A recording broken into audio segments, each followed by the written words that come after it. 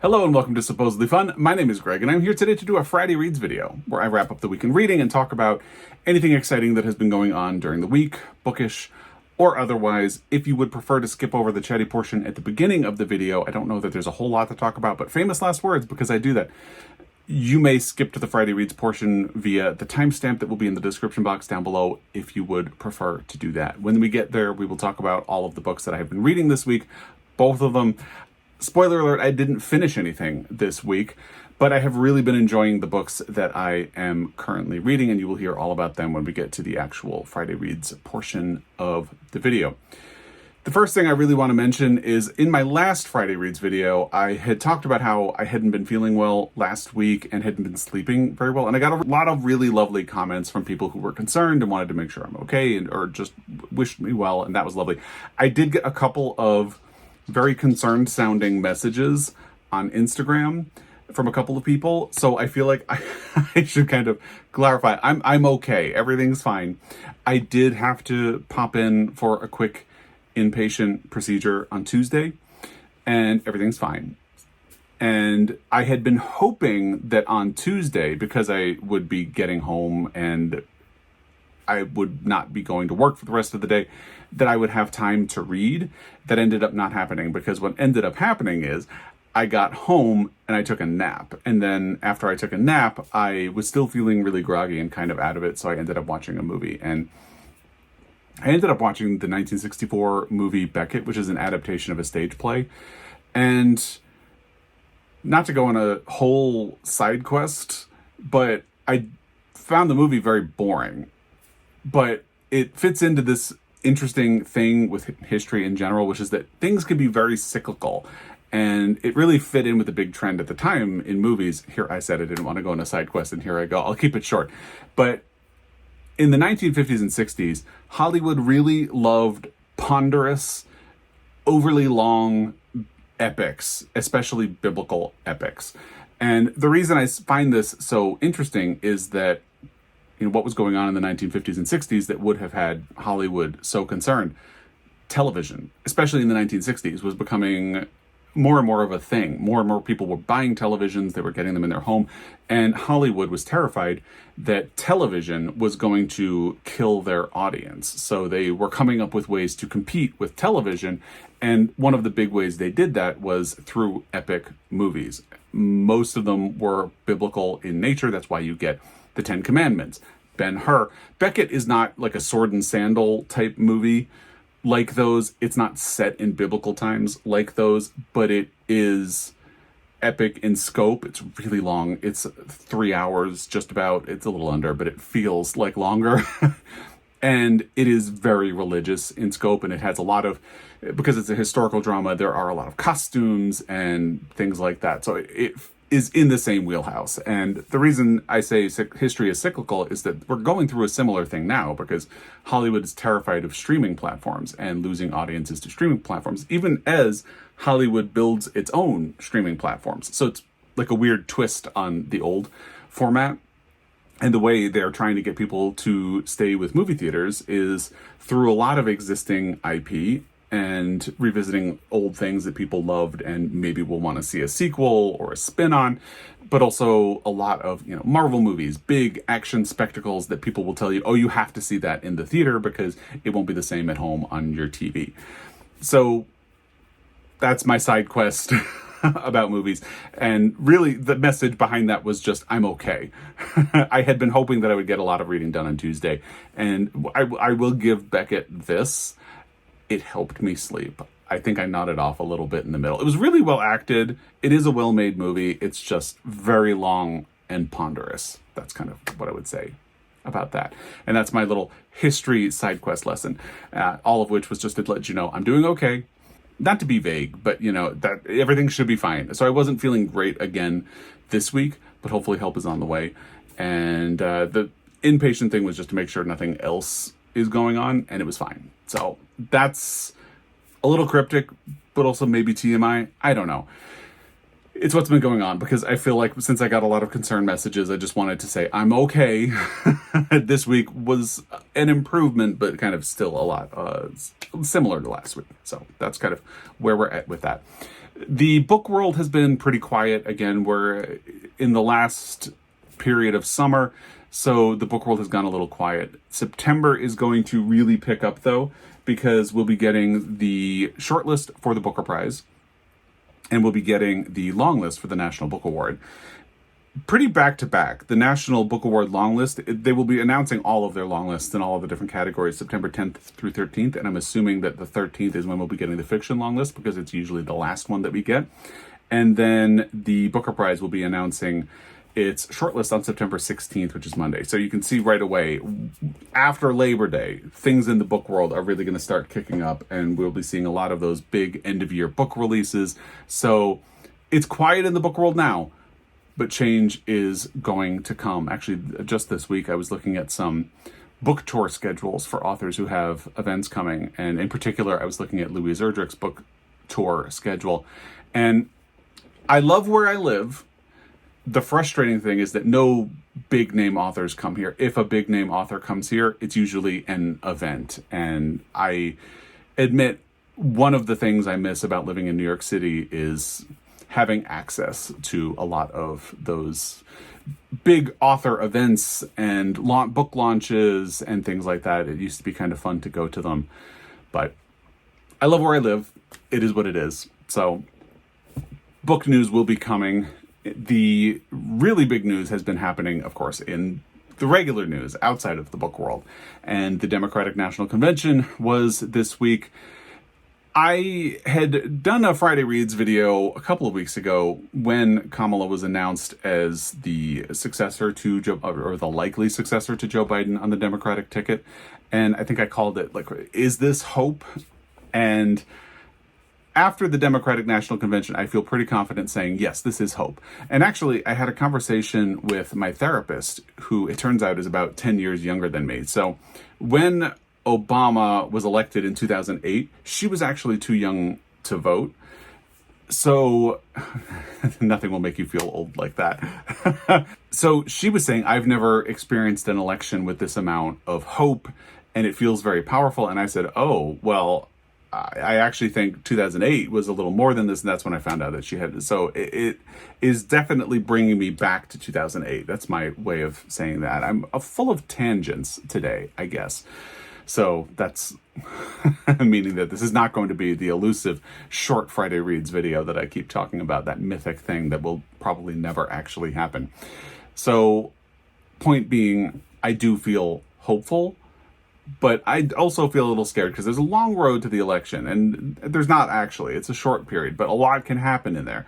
So I love the enthusiasm. I feel enthusiastic. I feel powered up. I feel great. It's been wonderful seeing people get psyched and really just ready to go on social media, but we need to keep that going. And that's my only message to you. Like, celebrate, enjoy it, but remember, we have to keep this momentum going, because as Kamala Harris said, we're not going back. And I've seen a couple of videos, and I'm not going to name anybody, who have recently said that they try not to talk about like politics or news in their channel because they feel like politics should be separate from, and I have also gotten comments from people on my channel who say that they come here for entertainment. They don't come here to hear about news. And I admit my thinking about that is that you can't really separate politics from your life. And if you feel like you can, it's probably a mark of privilege, or you're just really not paying attention. Because part of the reason I am so anxious about this election is that there are a lot of conservative talking points talk about repealing the marriage equality law that currently stands. That directly affects me. That's me and Joel, and I'm very stressed about that. A lot of the toxic ways of talking about members of the LGBTQ community as like predators or groomers and things, those are ways of talking about the queer community that I thought we had moved away from, and they came back, and that's scary to me. So there are members of my community that are very specifically being targeted, like the transgender community. Like, those are my cousins. I want to protect them. I want them to have access to care, and it's scary. So I don't feel I can separate politics from life. And when I do these Friday Reads videos in particular, I'm kind of talking about life. Anyway, that's kind of the way it is. So if that's a problem, you are always welcome to use the timestamp to skip to the regular Friday Reads portion of the video, but I don't think it's possible to separate politics from your life. And if I'm having chatty portions at the beginning of the Friday Reads videos, it is what it is.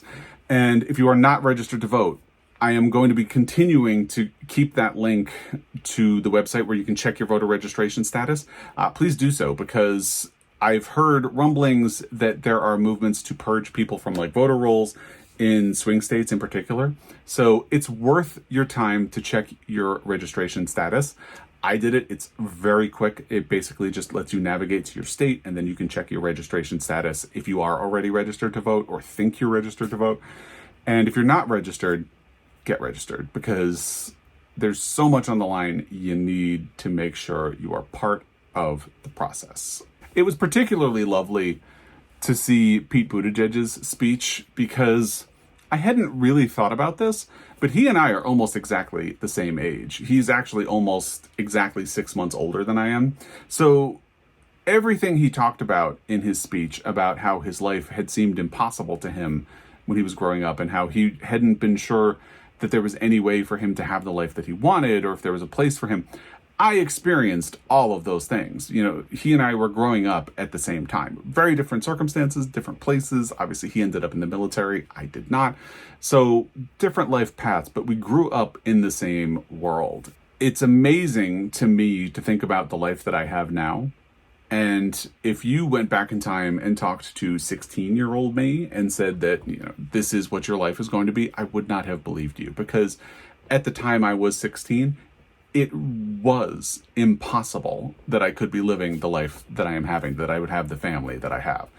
So that was a really profound speech for me in a week of really great speeches. And I do feel hopeful. I feel good. I'm not sure I would say optimistic, because I still carry trauma. So the first presidential election I voted in, if I'm dating myself, although I guess I already did, because I said I'm almost exactly the same age as Pete Buttigieg, and all you have to do is Google his age. I'm 42. It's okay. I don't care.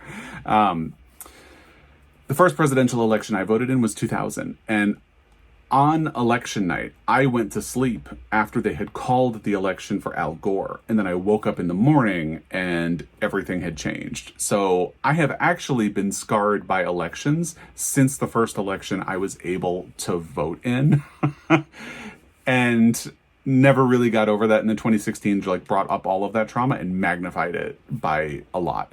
So I am very hesitant to say that I'm optimistic. There's still a lot of work that needs to be done. We still need to keep this momentum going, as I said. And if you can volunteer and do anything to help, go ahead and do it, because it's really important, especially if you are living in a swing state. So party, celebrate this week, but remember, we got to keep the momentum going, and remember to pay attention to your local races as well. You know, being in Montana, which is a red state, there are not a lot of funds from the Democratic Party coming here to try to move the needle for Kamala Harris and Tim Walz. So here, the focus is a little more on the governor race, and there's a Senate race, and things like that. Montana is going to have a referendum about abortion. So pay attention to your local races as well. It's important to be up on these things and be involved, and keep pushing and encouraging people. That's another reason why I talk about it here in these videos. So that probably sums everything up for that. Another thing I will note is that because work has actually also been really busy this week, that's on top of everything else, and like me being out on Tuesday and even being more out of commission than I had expected to be, I had been hoping to get a video filmed and posted for Thursday, and that ended up not happening because work has been busy. And I was finally able to film a video on Thursday, and I had been hoping that I would have it edited and posted on Friday, which is the day I'm filming this. That did not happen. I did finish editing it today, so surprise, you're going to be getting another video on Sunday this weekend, because I decided instead of holding it for Monday or Tuesday, I have it ready to go. I might as well just let it post on Sunday. So you'll be getting my Friday reads on Saturday as usual, but you'll be getting another video on Sunday. You're welcome. I wish I could say I had done it on purpose. It's just the way timing has worked out. And with that, let's get to the Friday reads portion of the video. As I mentioned, I haven't finished anything, and I had already started both of the books that I am still currently reading when I did my Friday reads last weekend. I just made my way a little bit further in both of them. The book that I am reading in print is This Is Happiness by Niall Williams. This is an Irish book, and it is a sort of quintessentially Irish story in it, because it's very much about an Irish town and some Irish people and little bits of Irish history, because it's set in a town called Faha as electricity is coming. And Faha has been one of the last towns to get electricity. And it is very much about the passage of time, the process of aging and looking back at your life and how things change, because the coming of electricity signals a huge shift in the way life is lived in this small Irish town. And it's something you can't really avoid, because you can't really stop progress. You know, the country is setting up electricity all over, so it's going to come whether people like it or not. And even if the older generation resists, the younger generation will probably adapt and take on electricity, and that is kind of what ultimately happens. So you have a protagonist who is looking back at a summer when he is 17. Faha is a very rainy city, or town rather, and this summer the rain stops. I'm saying summer, it's actually spring, because the weekend leading up to and including Easter is a lot to do with the beginning of the book. So we have Noel, who is called No, N-O-E. It's just the first three letters of his name, Noel, by his family. And he has been sort of restlessly moving about. He starts pursuing something that would lead to a position with the clergy, and then he leaves and ends up staying with his grandparents in Faha. So he is sort of uncertain how he's going to live his life. And now, as an old man, he's looking back at this time. And the catalyst for everything is that a man named Christie comes. He is with the company that is installing the electricity. And he has sort of deliberately come to Faha, though, and has a mission. There's a mistake in his past that he wants to correct. And I'll sort of leave the description of the plot at that. But of course, Noel and Christie become friends and pretty heavily involved. Noel is sort of like an outsider looking in on this situation and reflecting on it from a time at least closer to the present, and reflecting on how it has changed. One thing that's really interesting is that a lot of the time I like to read out loud to myself. It's just a weird thing that I do when nobody else is around but Teddy. Teddy has heard it. And this book sort of defies that. When you read it, it seems to flow, but it kind of defies that rhythmic sense of flowing that comes from reading out loud. So part of me would actually be really curious to hear what the audio of this sounds like, because reading to myself, it's structured in such a way that there are a lot of commas and almost parentheticals in each sentence that sort of make you stumble if you're trying to read along. However, it sounds beautiful, so it's kind of surprising. I don't think I would have noticed that. In fact, if I hadn't attempted to read this book out loud to myself, I probably wouldn't even know that. I would probably be telling you right now. The words in this book just flow effortlessly like a river. And when you actually try to read them out loud, you start to see the structure of the book and the way it is set up to capture Christie's voice. And it reminds me a little bit of Never Let Me Go by Kazuo Ishiguro. So I think your response to this book would sort of depend on how you responded to that book, if you ever attempted it. Because Never Let Me Go meanders a little bit. It's sort of like I've been doing this in that video. When you start to tell a story and then you detour a little bit in another direction and then you start coming back and then you're on track again. I've done that several times in this video alone.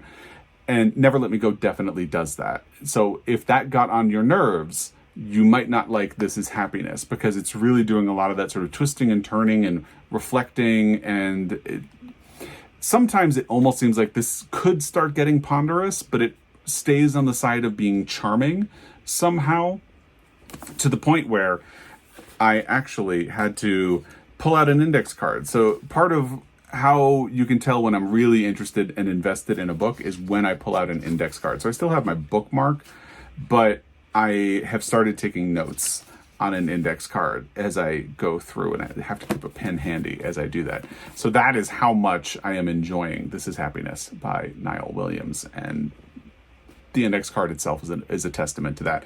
I am just about halfway through. I don't know if you can see where my bookmark is, but I have made it halfway through. And I look forward to getting further along. Hopefully by the time we speak in my next Friday Reads, I will have actually finished this book. I definitely want to finish it by the end of the month. And we're starting to push it for that. So hopefully I will be done by the next time we speak. And I'm in good shape to do that. I made most of this progress that I made this week since the last Friday Reads. So should be in good shape for that. And on audio, I have been listening to Somewhere Beyond the Sea by T.J. Klune, which is significant because it is the sequel to The House in the Cerulean Sea, which I read a couple of years ago and absolutely loved. I have early access to this book on audio. Joel actually listened to it first because he was on a road trip for work, and he really loved it. And he said he might actually like it better than The House in the Cerulean Sea, but he sort of wanted to sit with it for a little while, which of course immediately caught my attention because I love The House in the Cerulean Sea.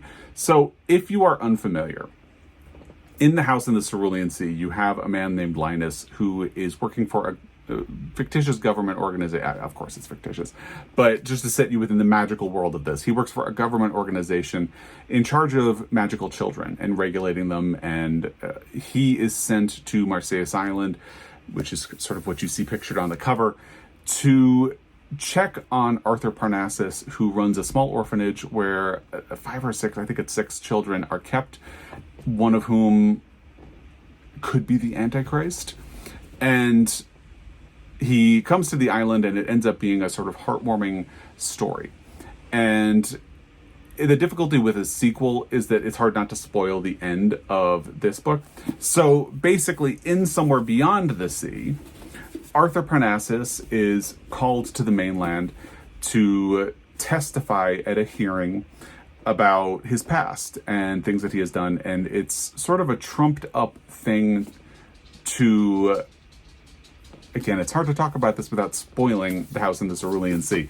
It's a trumped up thing to talk about his past, some of which you learned about in the House of the Cerulean Sea, and make him look bad. So there's sort of another battle about how the children are cared for. I did see someone comment the first time I mentioned Somewhere Beyond the Sea that they had loved The House in the Cerulean Sea until they saw some criticism, because in an interview online, T.J. Klune had mentioned that he had been inspired in part by residential schools for Indians, where children who were part of native tribes had been sent to be completely re-educated. And the anger seems to be that he took something that should be taken seriously and something that is very sad and wrote a heartfelt, uplifting book, and some people were offended by that.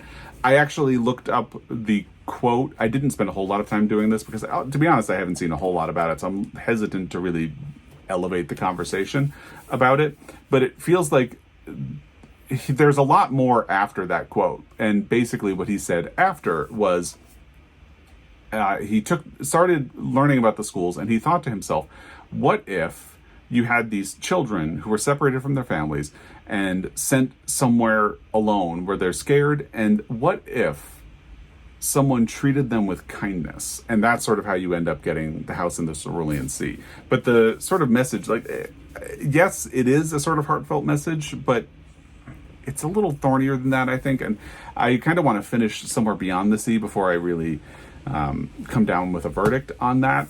But I don't see much of I'm not really seeing a problem here in the treatment of it. I do think he takes this very seriously, and the way that the kids are treated. And I think the whole point of this book, and in Somewhere Beyond the Sea so far, is very much a message about care and love and acceptance, and treating children who have been othered and treated as dangerous with respect and love. Because if you beat them down, you will permanently harm them. But if you treat them with respect and love them and give them care, they can go on to hopefully healthy, happy lives. And I think that's wonderful. I've mentioned in the past that The House in the Cerulean Sea really spoke to me as a foster father or a former foster father, and Somewhere Beyond the Sea is really hitting a lot of the same stuff. So I look forward to getting further along in that. I think I'm only about a quarter of the way into Somewhere Beyond the Sea at this point, but it is really delightful, and I'm so glad that we had early access to the audio.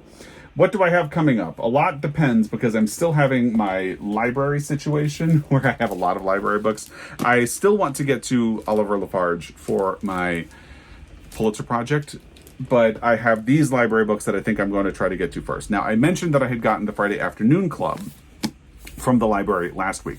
Well, I went into my local used bookstore this week, and they had a copy. Sometimes with new releases, I feel bad getting them from a used bookstore, because the thing about used bookstores, this is sort of like the topic for a whole other video, so I don't want to get into it right now, but the thing about used bookstores is no money goes back to the publisher, no money goes back to the author. Essentially, by purchasing from them, Griffin Dunn is not getting a part of, like, a percentage of the sale, and neither is Penguin Press, who published it. And I always feel really guilty about that. I feel less guilty when I find a backlist book from a used bookstore, because it's been out for a while, especially if it's something that has been out for a really long time. So I feel a little guilty about this, but I think having a copy here means that I don't have to feel the pressure of reading a library book in a set amount of time. So I'll haul this book when I get to my August book haul, which will probably be next week. And I will probably still listen to the audio, because I got a lot of really great feedback about the audio, but I feel like this is a book I will want to have in my library anyway. So I found this, and we don't have to dwell any further on the fact that I got it from a used bookstore and didn't really buy it outright.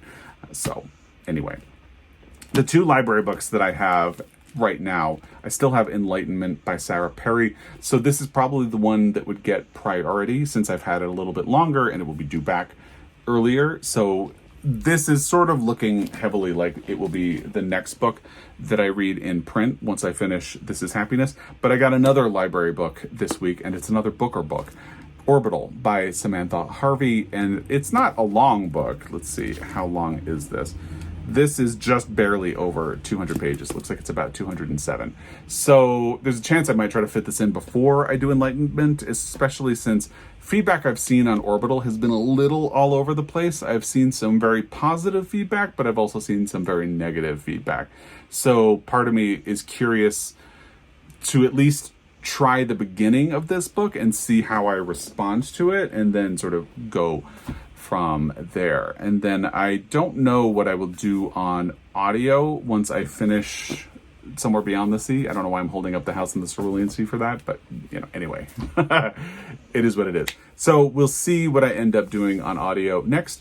That's pretty much everything. That's what I've been doing, reading, loving, watching, and feeling this week. I would love to hear what you've been up to, what you've been reading, and all of that. And if you have thoughts about anything I've talked about, let me know in the comment section down below. As always, I really appreciate your time, and I will be back. Until next time, happy reading.